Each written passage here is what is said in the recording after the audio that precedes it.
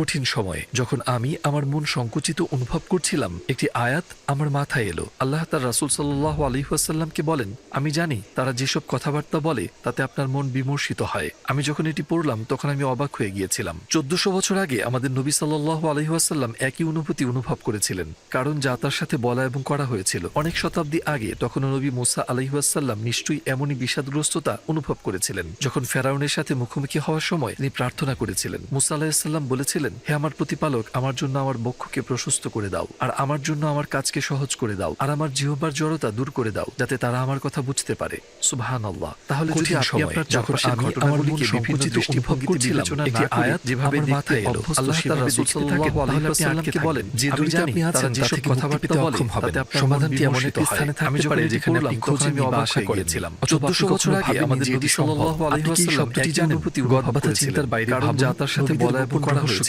অনেক শতাব্দী আগে যখন নবী বিপদের সম্মুখীন হয়েছিলেন, তারা হয়তো যেসব সংবাদ আমাদের তছনছ করে ফেলে তার চেয়ে 100 গুণ বেশি খারাপ সংবাদের প্রার্থনা করেছিলেন। কিন্তু তারা হতাশাগ্রস্ত হয়ে যায়, আমার প্রতিপালক, আমার ব্যক্তিবর্গ হিসেবে তারা তাদের বার্তা প্রচার করার জন্য আমার কাজকে সহজ করে দাও, যা একটি আদর্শ মানুষের প্রদর্শন করে, যাতে তারা আমাদের পৃথিবীর ঝড়ঝঞ্ঝা সুবহানাল্লাহ তাদের কাছে ছিল কেবল একটি হাওয়া। ঘটনাগুলি যদিও আমরা হাজার হাজার মানুষের মতো একইভাবে সম্মুখীন হয়েছি, আমাদের অনুভব করা ব্যথার মধ্যে পার্থক্য সৃষ্টি করে তাতে আমাদের মুক্তি পেতে অক্ষম হবেন। সমাধানটি এমন একটি স্থানে থাকতে পারে যেখানে আপনি খোঁজেননি বা আশা করেননি, অথবা আপনি কখনো ভাবেননি যে এটি সম্ভব। আপনি কি এই শব্দটি জানেন? গদবাতা চিন্তার বাইরে ভাবুন, নবীদের গোপন রহস্য কি ছিল?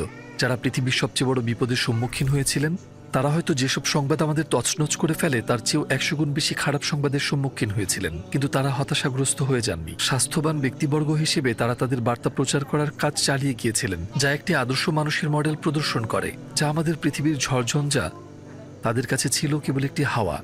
যদিও আমরা হাজার হাজার মানুষের মতো একই ব্যথার সম্মুখীন হয়েছি, আমাদের অনুভব করা ব্যথার মধ্যে পার্থক্য সৃষ্টি করে আমাদের দৃষ্টিভঙ্গি এবং ঘটনাগুলির উপলব্ধি। বিষয় হলো আমরা কিভাবে আমাদের মস্তিষ্কে একটি বাক্যকে স্থাপন করি। খারাপ খবর আমাদের মস্তিষ্কে প্রবেশ করে, আমরা এটিকে যেভাবে স্থাপন করি। গোপন দৃষ্টিভঙ্গি একটি শব্দে নিহিত, যা প্রতিটি মানুষ হয়তো অসংখ্যবার শুনে থাকে, কিন্তু খুব কম লোকই তা প্রকৃতভাবে বুঝে। সেই শব্দটি হলো আত্মসমর্পণ। হ্যাঁ, আমি নিজেকে একজন মুসলিম বলি, কিন্তু আমি কি সত্যিই আল্লাহর কাছে নিজেকে আত্মসমর্পণ করেছি? আত্মসমর্পণ এর মানে কি? সংক্ষেপে এবং স্পষ্টভাবে এটি হলো বান্দার তার প্রভুর সকল কাজ আন্তরিক অনুমোদনের সঙ্গে গ্রহণ করা, আল্লাহর মহিমাময় এবং সুন্দর প্রকাশকে কোনো আপত্তি ছাড়াই গ্রহণ করা, আন্তরিকভাবে, আধ্যাত্মিকভাবে এবং বুদ্ধিভাবে। সূরা বাকারা আয়াত 156-তে আল্লাহ বলেন, নিশ্চয়ই যারা বিপদকালে বলে থাকে, নিশ্চয়ই আমরা আল্লাহরই, আর আমরা তার দিকেই প্রত্যাবর্তনকারী। তাহলে রহস্যটি কি? কি হয় যখন আপনি আত্মসমর্পণ করেন এভাবে যে অসমাধানযোগ্য কষ্টগুলি সমাধান হয়, দুর্গম পর্বতগুলি অতিক্রম করা হয় এবং পৃথিবীর ভারী বোঝাগুলো আপনাকে ভাঙতে পারে না? আমরা এটি আরও ভালোভাবে বুঝতে পারি বদিউজ্জামান সাইদ নুরসির একটি বাক্য দ্বারা। তিনি বলেন, একজন বুদ্ধিমান ব্যক্তি তার পৃথিবীতে অর্জিত সাফল্যে সুখীও নন, আবার যা তিনি হারান তাতে বিমর্ষিত হন না, কারণ পৃথিবী থেমে থাকে না, এটি প্রবাহমান এবং মানুষও এটির সাথে চলে। আপনিও একজন যাত্রী। সুতরাং আমাদের একটি প্রশ্ন আছে, কেন একজন বুদ্ধিমান ব্যক্তিকে পার্থিব কাজকর্মের অর্জন নিয়ে এতটা সুখী হওয়া উচিত নয়? উত্তর হলো, কারণ পৃথিবী থেমে থাকে না, এটি প্রবাহমান। দ্বিতীয় প্রশ্ন, কেন একজন বুদ্ধিমান ব্যক্তিকে পার্থিব কাজকর্মে যা হারায় তা নিয়ে খুব দুঃখিত হওয়া উচিত নয়? উত্তর হলো, আবার কারণ পৃথিবী থেমে থাকে না, এটি প্রবাহমান। এমন একজন ব্যক্তির মতো যে ঝড়ের সময় একটি ভাঙা জাহাজের টুকরো ধরে থাকে এবং বেঁচে থাকে, ঠিক একইভাবে সমস্যা এবং চাপ একজন মানুষের মনে এবং হৃদয়ে ভাঙন সৃষ্টি করে। ঢেউগুলি আপনার চেয়ে বড়, আপনি জীবনকে তীব্র ভয়ে ধরে রাখেন। একসময় আপনি আপনার চোখ খুলে দেখেন এবং নিজেকে তীরে দেখতে পান, ঝড় শেষ হয়ে গেছে, আপনি বেঁচে আছেন, গরম সূর্য আপনার ত্বক স্পর্শ করছে। আপনি দ্বীপে এমন সম্পদ পেয়েছেন যা আপনার জীবনকে চিরদিনের জন্য সহজ করে দেবে। ঠিক তেমনই বিপদের মধ্যে যখন ঝড়ের সময় আপনার বুকে চাপ অনুভূত হয়, আপনি ভাবেন, এটা কি হচ্ছে, আমি কিভাবে পালাবো? এই সমস্যা কি যতদিন না আমি মরবো ততদিন শেষ হবে না? আপনি নিজেকে পাগল করে তোলেন। তারপর ঘটনাটি শেষ হয়ে যায়। বছর পরে আপনি ফিরে তাকান, মানসিক চাপের কোনো চিহ্ন নেই। আপনি এটি বুঝতে পারেন না যতক্ষণ না সেই সমস্যার পর বহু বছর চলে যায়। হ্যাঁ, যখন আপনি ঝড়ের মধ্যে থাকেন তখন এটি বোঝা কঠিন, কিন্তু অনেক বছর পরে পেছনে ফিরে তাকালে আপনি দেখবেন যে সেই কষ্টগুলো সহ্য করা আপনাকে আরো শক্তিশালী করেছে। সেই কঠিন সময়ে আপনি যে পরীক্ষা নিরীক্ষার মুখোমুখি হয়েছিলেন তা আপনার আধ্যাত্মিক চরিত্রকে পরিপক্ক করেছে এবং আপনাকে এক ভিন্ন মানুষে রূপান্তরিত করেছে। যে ঢেউগুলো আপনাকে ভাঙতে পারেনি সেগুলো আপনাকে আরো শক্তিশালী করেছে। বদিউজ্জামান সাইদ নুরসি একজন ইসলামী পণ্ডিত, যিনি বহু বছর ধরে কারাগারে ছিলেন। তিনি একবার বলেছিলেন, যে আল্লাহকে জানে এবং তাকে মান্য করে সে কারাগারেও সুখী হয়, প্রাসাদে থেকেও যে আল্লাহকে ভুলে যায় সে থাকে অন্ধকূপে হতভাগা। একেবারে শুরুতেই এই সব কিছুর চাবিকাঠি হলো একটি শক্তিশালী বিশ্বাস, ঈমান। ঈমানের বিভিন্ন স্তর রয়েছে, পরমাণু থেকে সূর্য পর্যন্ত, আর আমরা এর মধ্যে কোথাও আছি। আমাদের এবং যারা এই পৃথিবীতে আত্মসমর্পণ প্রতিষ্ঠা করেছে তাদের মধ্যে সবচেয়ে বড় পার্থক্য কি? আমাদের ঈমানের স্তর এক নয়। তাহলে কেউ কিভাবে তার বিশ্বাসকে আরো শক্তিশালী করতে পারে? অবশ্যই অনেক উপায় আছে। আমি এমন একটি পদ্ধতির কথা বলবো যা আমার নিজের অভিজ্ঞতা রয়েছে এবং এটি আমি আমার চারিপাশের পরিবেশেও দেখেছি। আমরা এটিকে বলতে পারি প্রবল প্রবাহিত নদীর কৌশল। আপনার জন্মের দিন থেকে আপনি মানসিকভাবে পরিবর্তিত হচ্ছেন এবং উন্নতি করছেন। আপনি 10 বছর বয়সে যেভাবে একটি ঘটনা বুঝতেন আর এখন যেভাবে বুঝছেন তা ভিন্ন।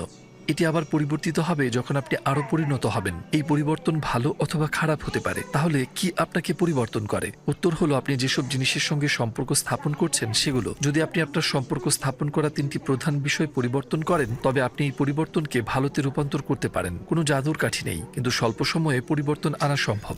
প্রথমত, বন্ধু। এমন লোকদের বেছে নিতে হবে যাদের সঙ্গে আপনি সম্পর্ক রাখেন। একটি ব্যক্তিগত উন্নয়নের পর্যবেক্ষণ হিসেবে আমি শুনেছি যে একজন ব্যক্তি যাদের সঙ্গে সবচেয়ে বেশি সময় কাটায় তাদের ঘর। যাদের সঙ্গে আপনি সম্পর্ক স্থাপন করেন তারা যদি আপনার চেয়ে তাকওয়ার ক্ষেত্রে ভালো হয়, একজন ধর্মীয় ব্যক্তি হিসেবে এটি আপনার তাকওয়ার স্তরকে উঁচু করে। যে পরিবেশে সবাই জুমার নামাজে যাওয়ার জন্য উঠে, যদি আপনার যাওয়ার সামান্যতম প্রবণতাও থাকে, আপনি সম্ভবত আপনার আলস্য কাটিয়ে উঠবেন এবং যোগ দেবেন। কিন্তু বিপরীতে যদি আপনি অনিচ্ছুক হন এবং অন্য কেউ না যায় তবে আপনিও না যেতে পারেন।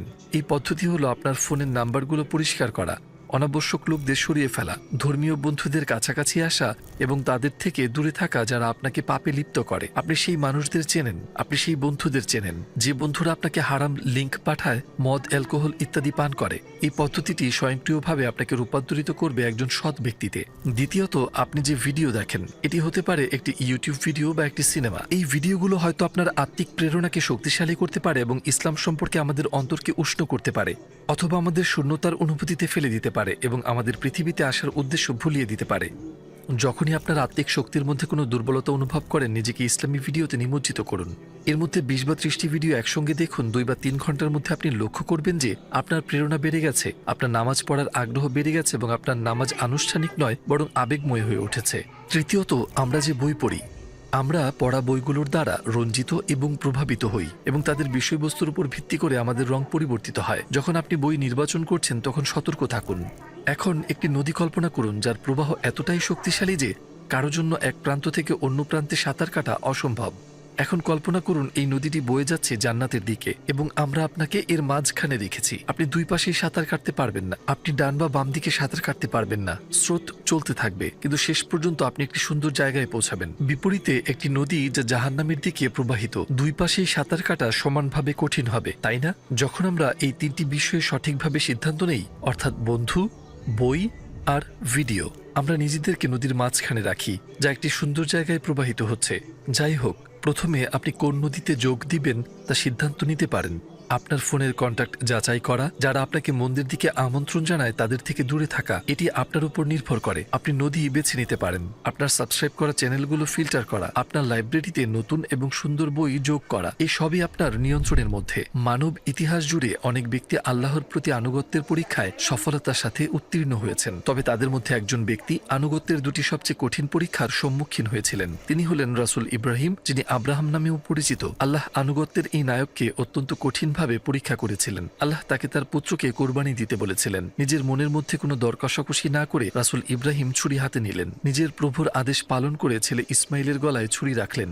হযরত ইসমাইলও তার পিতার মতোই অনুগত ছিলেন।